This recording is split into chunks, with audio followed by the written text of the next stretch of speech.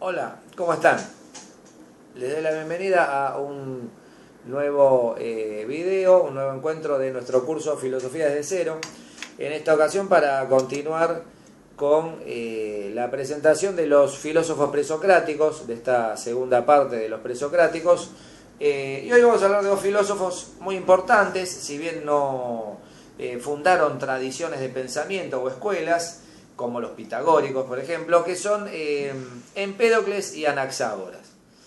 Se los conoce convencionalmente como los pluralistas griegos, porque concebían el ser como la unidad de lo diverso, como una especie de multiplicidad unificada, intentando encontrar una especie de punto medio entre las concepciones de Parménides y Heráclito, que eran los dos paradigmas filosóficos de la época.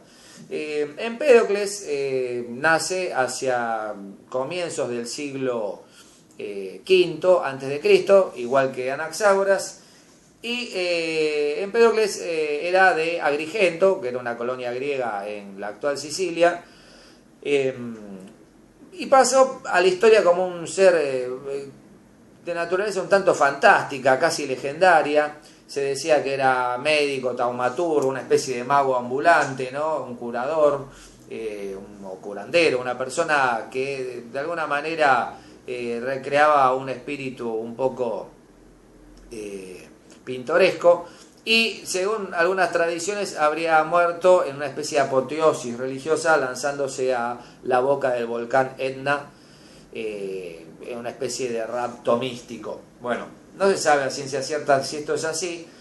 Sí se sabe que escribió dos libros, por lo menos, de los que se tiene testimonio, que son libros sobre la naturaleza, siguiendo un poco esta tradición griega de tantos autores que escribieron un libro sobre la naturaleza, y otro libro que se habría llamado De las purificaciones.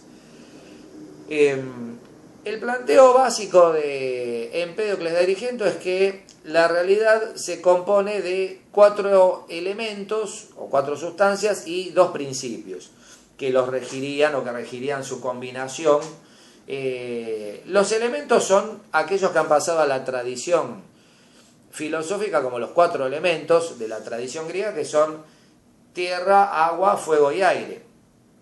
En realidad a Empédocles refería a ellos como raíces, se decía que eran las raíces de la realidad o del mundo material.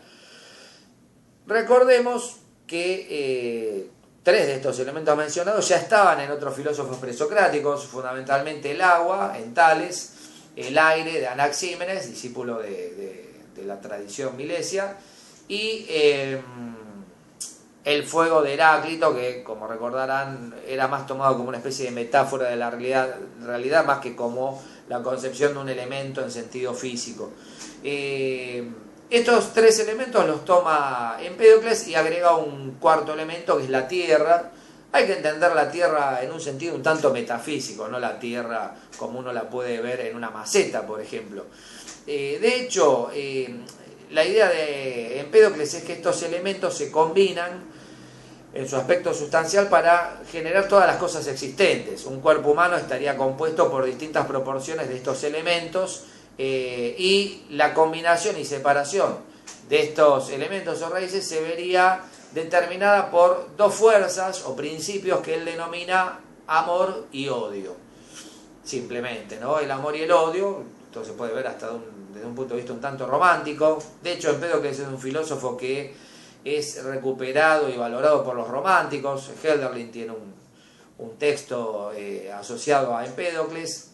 También es un filósofo comentado por Nietzsche y otros pensadores alemanes del siglo XIX. Y estos dos principios, decía, amor y odio, de alguna manera regirían la combinación y separación de estos elementos. La combinación estaría regida por el amor, la separación o disolución por el odio. Bueno, esto es un poco lo básico de lo que plantea Parménides. Hay un ejemplo que puede ser ilustrativo de lo que estamos hablando, que lo trae Gardner, el autor del famoso manual, novela, el libro de Sofía, el mundo de Sofía, perdón, que puede parecer un poco infantil, pero me parece bastante ilustrativo. Dice, un ejemplo de esto lo tenemos en la cocina, ¿no? Si solo tuviera harina, tendría que ser un mago yo para poder hacer un bizcocho, dice. Pero si tengo huevos y harina, leche y azúcar, entonces puedo hacer un montón de tartas y bizcochos diferentes con esas 4 materias primas, combinándolas, etc. Bueno, de alguna manera Gardner lo que hace es dar un ejemplo cotidiano de gastronomía para explicar cómo se entiende esta idea de Empédocles de la combinación y separación de los elementos o raíces. Bueno, pasemos a Anaxágoras, contemporáneo de Empédocles, vive también en ese nutrido siglo V de la filosofía. Anaxágoras nace en Clasómena, en Jonia, pero se traslada alrededor de los 40 años a Atenas y se convierte en el primer filósofo importante de Atenas. Ciudad que, como vamos a ver próximamente y como muchos saben, se convierte pronto en una gran constelación de espíritus notables, no solo de filósofos, sino también de artistas, historiadores.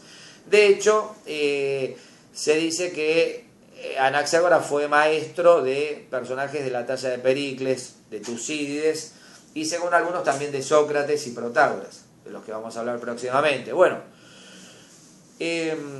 la concepción de Anaxágoras, también buscando esa especie de equilibrio entre el ser estático parmenidio y el devenir de Heráclito, se basa en la idea de que todo lo que existe está compuesto por un número infinito de partes microscópicas, pero microscópicas también al infinito, porque lo que plantea Anaxágoras es que dentro de cada partícula de lo que existe podemos encontrar a la vez un número infinito de partículas. Él no habla igual de partículas ni de átomos todavía, esto va a ser propio de la concepción atomista, que vamos a ver en nuestro próximo video, pero sí habla de algo que él llama spermata, o se podría traducir como semillas de la realidad.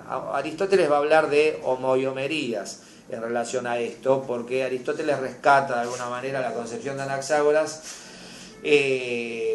pero bueno, él le agrega toda otra serie de elementos metafísicos que no están en la idea de Anaxágoras, que es muy simple. Simplemente él plantea que todo lo que existe se basa en un número infinito de partes separables hasta el infinito. Estos serían los espérmata.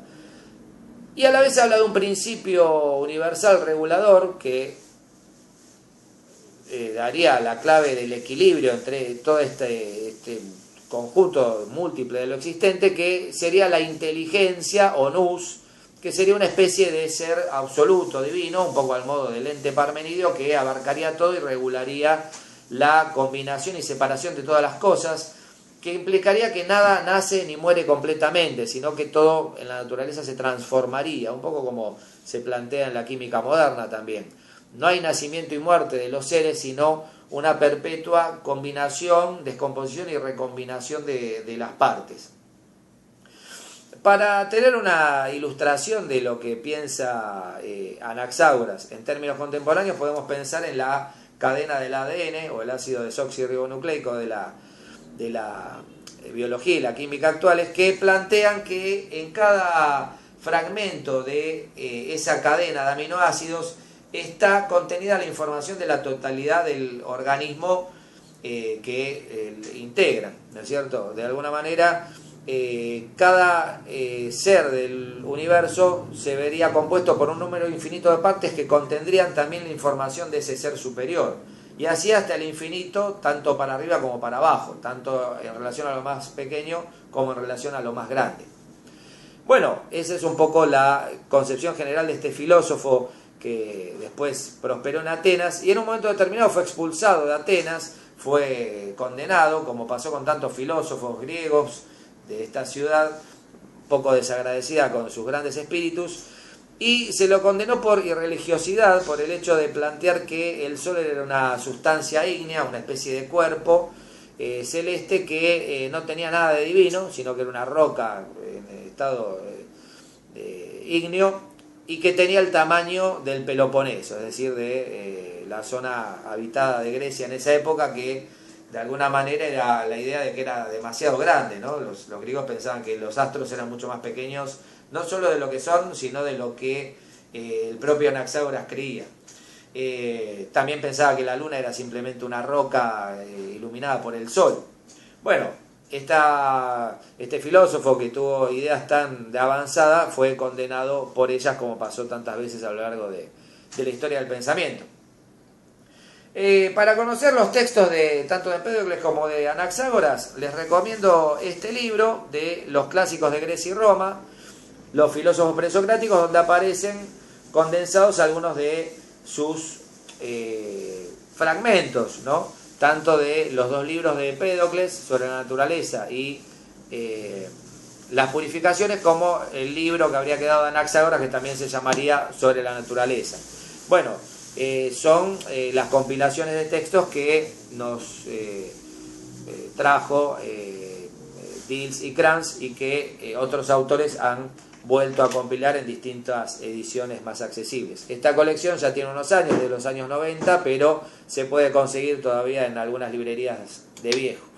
Así que bueno, espero con esto haber cubierto un poco lo esencial de la concepción de estos filósofos denominados pluralistas, y de alguna manera constituyen el preámbulo de lo que va a ser la concepción atomista que vamos a ver en nuestro próximo video. Recuerden suscribirse al canal, seguir este curso, y nos vemos próximamente para completar el estudio de estos filósofos presocráticos. Gracias.